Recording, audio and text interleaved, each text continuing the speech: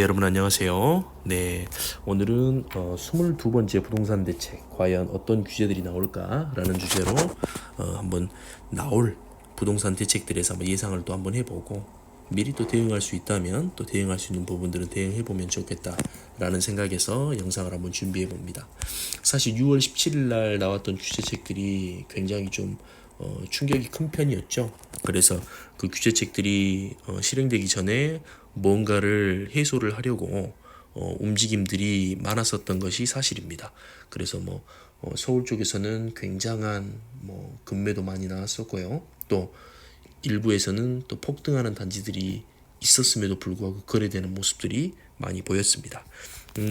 정부에서는 계속해서 규제책들은 문제가 되는 곳에는 언제든지 추가적인 대책을 내서 해결을 하겠다, 해소를 하겠다라는 그런 입장인 것 같습니다. 그러면 과연 22번째 부동산 대책은 어떤 모습으로 나올 것인가 한번 예측해보는 시간을 갖겠습니다. 좋은 기사가 나왔어요. 22번째 부동산 대책 갭 투자 세금으로 막는다. 제목에서 보는 것처럼 알 수 있듯이 갭 투자 자체를 굉장한 그 투기의 수단으로 정부는 인지를 하고 있죠. 그래서 갭 투자에 대한 어떤 대책이 나올 것으로 예상을 해볼 수 있고, 또 결국 이 부동산을 소유하고 있는 투자자가 됐든 실수요자가 됐든 보유할 때 드는 보유세, 그 다음에 취득세라든지요, 그 다음에 또 뭐가 있을까요? 유지를 하기 위한 앞서 말씀드린 보유세, 또 시세 차익이 발생했을 때 양도 차익에 대한 세금을 부과하기 위한 양도소득세, 이런 것들이 계속해서 부담이 강화가 되고 있는 그런 모습을 보이죠. 자, 그럼 기사 본문을 한번 보도록 할게요. 이 기사 보니까 어느 정도 좀 명확하게 반영이 좀 돼 있는 것 같더라고요. 먼저 봅시다. 23일부터 서울 송파구 잠실동과 강남구 삼성 대치 청담동에서 토지거래 허가제가 시행된다. 이는 6월 17일 대책에 따른 후속 조치다. 허가제가 시행되면 이곳에 사는 아파트 등 주택 전세를 안고 사는 갭 투자가 막힌다. 갭 투자가 막힌다. 정부가 사실 22번째 부동산 대책으로 소득세, 양도세, 보유세 등 부동산 세제 개편을 추진한다. 집값 과열 주범으로 꼽힌 갭투자, 그러니까 이 갭투자라는 것은 전세 보증금을 끼고 주택을 매매하는 그 투자법을 말하는 거죠. 그러니까 우리가 아파트를 매매할 때 내가 현금이 다 있어서 100% 현금을 내 현금을 가지고 주택을 사면 좋겠지만 현실적으로 이렇게 치솟은 아파트 값을 내 현금만 가지고 산다는 것은 굉장히 어렵습니다. 그래서 무주택자가 1주택이 되는 방법으로는 예를 들어 1억이라는 주택이 있다. 그러면 내 자금, 내 자본 3천만 원에 주택담보대출 70%를 받으면 주택을 내가 살 수가 있는 거죠. 그런데 투자를 위해서 한 주택을 더 소유하고 싶다. 그럴 경우는 내가 주택담보대출 받아서 실거주로 살고 있는 주택은 그대로 두고 또 하나의 두 번째 집을 매수를 할 때 전세 세입자를 끼고 사는 거죠. 그래서 전세 세입자가 전세를 70%를 부담을 하면 나는 30%에 대한 금액만 가지고서 두 번째 집을 등기를 쳐서 매수할 수가 있는 겁니다. 그걸 보고 갭 투자라고 하는 거예요. 그래서 그런데 이 2주택자마저도 투기로 보는 경향이 있는 것 같아요. 그래서 2주택자 전세 보증금에 과세하는 방안을 검토하고 있다. 그런데 이게 왜 조금 안타까운 부분이냐 하면은요, 우리가 결국에 지금 살고 있는 집에서 조금 더 나은 여건으로 이사를 해보고자 한다면 지금 당장에 내가 100% 돈을 갖고 있지 않는 이상은 모든 현금을 주고 두 번째 집을 살 수가 없잖아요. 그래서 내가 지금 살고 있는 집보다 조금 더 좋은 입지에 좋은 평수, 더 넓은 평수로 옮겨 타려고 할 때 이런 갭 투자 방법을 이용합니다. 그래서 원천적으로 이런 것들을, 이 행위들을 막아버리겠다라는 건데 굉장히 조금 아쉽고 좀 섭섭한 부분이에요.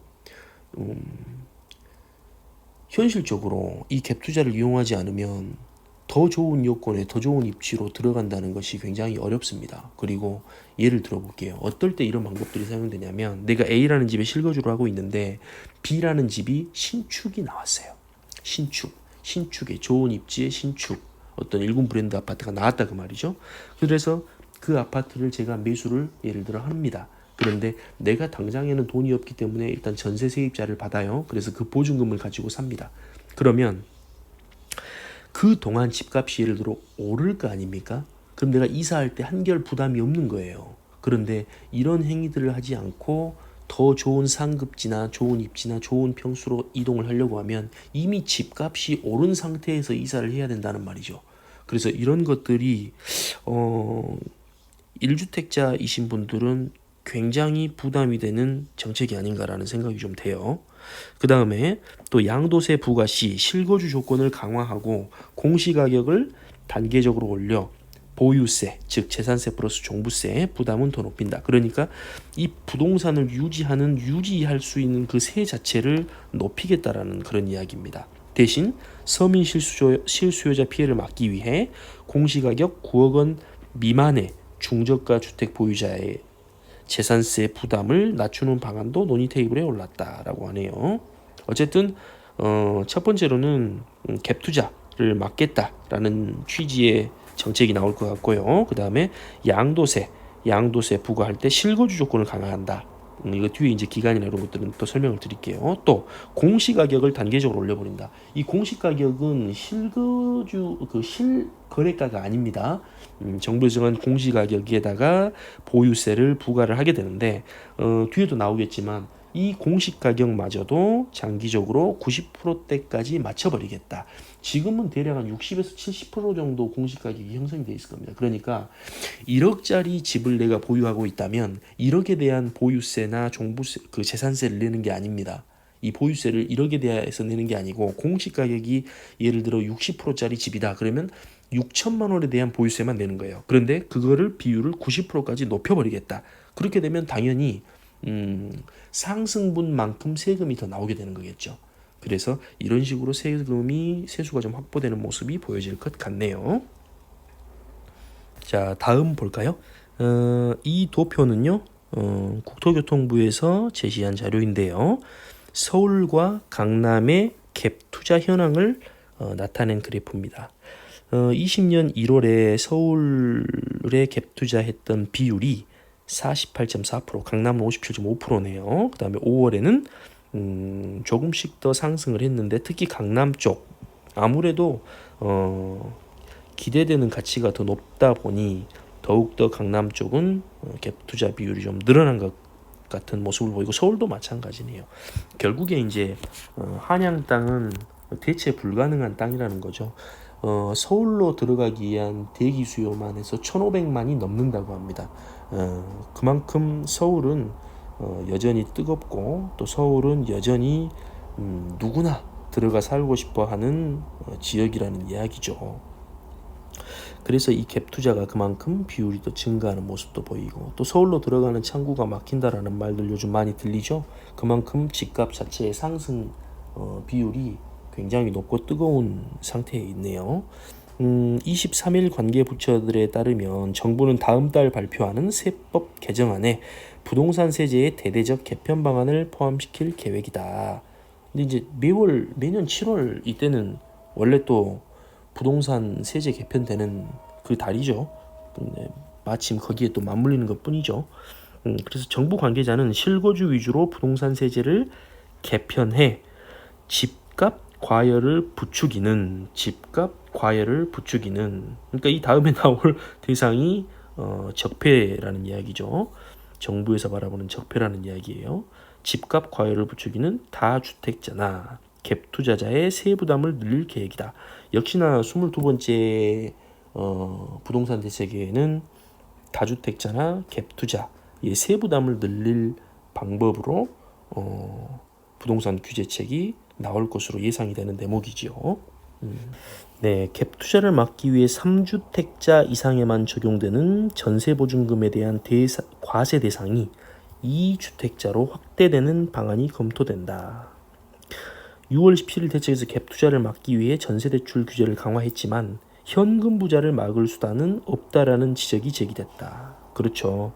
6월 17일 대책에서 전세대출 규제를 강화를 했지만 물론 그 전부터서 계속 또 강화가 됐었지만요. 결국에 내 돈 가지고 주택을 매입하는 현금 부자는 막을 수가 없겠죠. 그러니까 부동산 대책은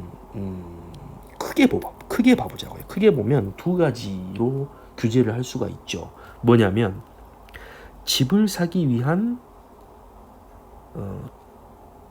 어떤 돈을 마련하는 그 구멍을 막아버리는 겁니다. 첫 번째는 그 대표적인 게 전세 대출 또는 레버리지를 이용하는 주택담보대출 등을 차단해버리는 겁니다. 그런 방법으로 막을 수가 있고요. 또 두 번째는 앞서 말씀드렸던 것처럼 보유를 할 수 있는 그 유지비 자체를 증가시키는 방법으로 규제를 할 수 있어요. 그게 뭐냐면 아까 말씀드린 보유세, 재산세, 종부세 이런 것들이죠. 그래서 그 아파트를 보유하고 있으려면 굉장히 많은 세금을 납부하게끔 하는 거죠. 그런 식으로 부동산 규제가 이루어질 수 있습니다. 크게 보면 두 가지라고 결국 봐지는 거예요. 그 안에 디테일하게 세부적으로 지역에 따라서 또 주택을 몇 채나 가지고 있냐 이런 것들로 규제가 되는 거죠. 다음으로 전세 보증금 과세 대상을 확대하면 그래서 현금 부자도 피할 수 없게 된다. 왜? 현금 부자도 100% 내 돈만 가지고 하는 건 아니거든요. 결국 전세 세입자가 내는 그 보증금과 그 나머지 차액은 내 현금을 가지고 주택을 사는 거니까요. 그래서 전세 보증금에 소득세를 부과하면 이 무슨 말이냐면 전세를 끼고 주택을 우리가 매수를 하잖아요. 그런데 이 전세를 끼고 매수하는 그때에 너는 전세 세입자로부터 전세 보증금을 이자도 내지 않고 무상으로 쓰고 있으니 은행 대출 금리만큼 내가 너한테 세금을 부과하겠다 이런 겁니다. 이해가 되시나 모르겠네요. 그러니까 내가 예를 들어서 집을 살 때 주택담보대출을 이용해서 실거주 주택을 사게 되면 세금이 70%죠. 전세 대출이 70%까지 가능하죠. 그러면 은행에다가 그 70% 빌린 금액에 대해서 대출 이자를 낸단 말이에요. 근데 전세 세입자를 구해서 그 보증금으로 그 보증금과 내 돈으로 주택을 마련하게 되면 전세 세입자한테 이자를 내지 않잖아요. 그래서 그 내지 않는 이자는 너가 세금으로 국가에 납부해라 라는 겁니다. 그래서 이런 식으로 2주택자도 전세 보증금에 대해서 과세를 매기겠다라는 겁니다. 그런 내용입니다. 무섭죠? 그 다음에 세 번째, 양도세를 부과할 때 실거주 요건은 더욱 엄격해질 전망. 정부가 12월 16일, 그러니까 이 대책에서 거주기간 요건을 일부 넣기긴 했지만 프랑스 등 해외처럼 비과세 적용을 받기 위한 기간과 조건을 더욱 강화하는 방안도 검토 중이다 라고 했네요. 좋습니다. 이 부분 또 유념해 두셔야죠. 공시가격 인상에 따라서 보유세, 그러니까 재산세와 종부세, 부동산 유지비입니다. 보유세는 내년에도 대폭 늘어난다. 어떤 방법으로요? 공시가격을 장기적으로 실거래 가격에, 그러니까 실제 매매되는 가격입니다. 실거래가의 약 90% 수준으로 끌어올릴 예정이다. 다만 종부세율은 12.16 대책에서 마련한 기본 틀을 유지할 방침이다. 그러니까 20년 10월에 또 공시가격 로드맵이 발표가 돼요. 근데 이때 공시가격을 현재 60에서 70%를 유지하는 공시가격을 90% 수준까지 끌어올리겠다. 장기적으로 그런 내용입니다. 참 어렵습니다. 갈수록 이제 부동산 투자하기가 쉽지는 않을 것 같아요. 수익이 날 때 내게 되는 양도세도 그만큼 세율이 올라가고요. 또 부동산을 사서 유지할 때 드는 보유세, 유지비가 공시가격을 올림으로써 또 기타 여러 가지 방법들을 이용해서 세금이 계속해서 부과가 될 예정이고 올라갈 예정입니다. 그런데 결국에 방금 종부세율도 그대로 유지한다고 했지만 공시가격 자체가 올라가 버리면 당연히 또 모든 세금들은 올라가게 됩니다. 네, 또 볼까요? 앞서 6월 17일 대책에서 부동산 법인에 대한 종부세, 양도세 부담은 대폭 늘리기로 한 바 있다. 그렇죠? 법인 가지고 이제 아파트 투자하기 쉽지 않은 시절이 온 겁니다. 다주택자가 세금 회피를 목적으로 부동산 신탁을 활용하는 경우가 늘고 있어 정부는 실소유자에게 종부세를 부과하는 내용의 지방세법 개정안도 준비 중이다. 그러니까 명의를 신지 않으려고 하는 어떤 꼼수 아닌 꼼수라고 해야 될까요? 아무튼 세금을 회피하려고 부동산 신탁을 활용하는데 결국 이 신탁 활용자에게도 실소유자를 확인해서 종부세를 부과하겠다라는 거죠. 네.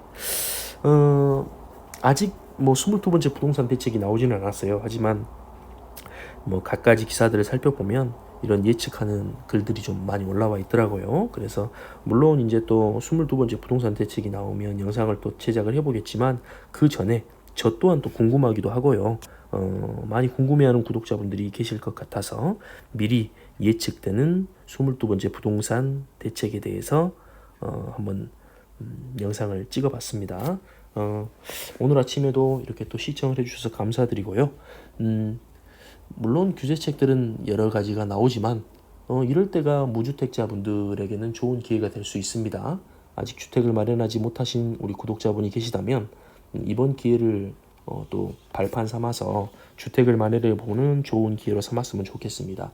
어제 보니까요, 힐스테이트 광산 분양을 또 시작이 됐어요. 청약이 시작됐는데 전매 제한이 8월 이후에 나오는 건들에 대해서는 입주시까지 전매 제한이거든요. 근데 힐스테이트 광산도 7월 1일 오늘이 7월 1일이니까 아직 8월이 안 됐잖아요. 그래서 힐스테이트 광산도 전매 제한이 6개월일 겁니다. 그러면 그 이후에 무주택자분들은 프리미엄을 조금 주고서라도 사 보신다면 비교적 차후에 봤을 때 비교적 저렴한 값에 주택을 매수할 수 있는 기회가 되지 않을까라고 생각을 해봅니다. 물론 판단은 개인의 몫이고요. 아파트의 좋고 나쁨을 떠나서 내가 실거주는 말 그대로 내가 실제로 거주하는 곳이잖아요. 그래서 내가 지금 살고 계시는 부분이 내 생활권이 그쪽 일대라면 관심을 가져보는 것은 아주 좋습니다. 힐스테이트 어저께 그 영상에 보시면 참고를 해보시면 아시겠지만 그쪽에 호재가 굉장히 많아요. 송정리역 일대로 그 다음에 선운 이지구였나요? 그 다음에 금호 타이어 공장 이전 계획도 있고요. 여러 가지 좋은 호재들이 널려 있는 곳입니다. 그래서 관심을 가져보시면 좋을 것 같고 또 그쪽 지역이 싸기도 하지만 평당가 요즘 신축이 1,100만 원짜리를 찾아보기가 좀 어렵죠. 이제 그런 측면에서도 관심을 가져보신다면 차후에 예상되는 수익도 꽤 될 것이다 라는 생각을 해봅니다. 네, 여러분들 관심 가져보시고요. 꼭 그 아파트뿐만이 아니고도 여러 가지 내가 실거주 주택을 아직 마련하지 못했다면 이번 기회에 마련해 보신다면 좋은 기회가 되지 않나 라고 생각이 됩니다. 네, 오늘도 행복하시고요. 또 도움이 되셨다면 구독, 좋아요 눌러주시면 좋겠습니다. 네, 좋은 하루 되세요. 감사합니다.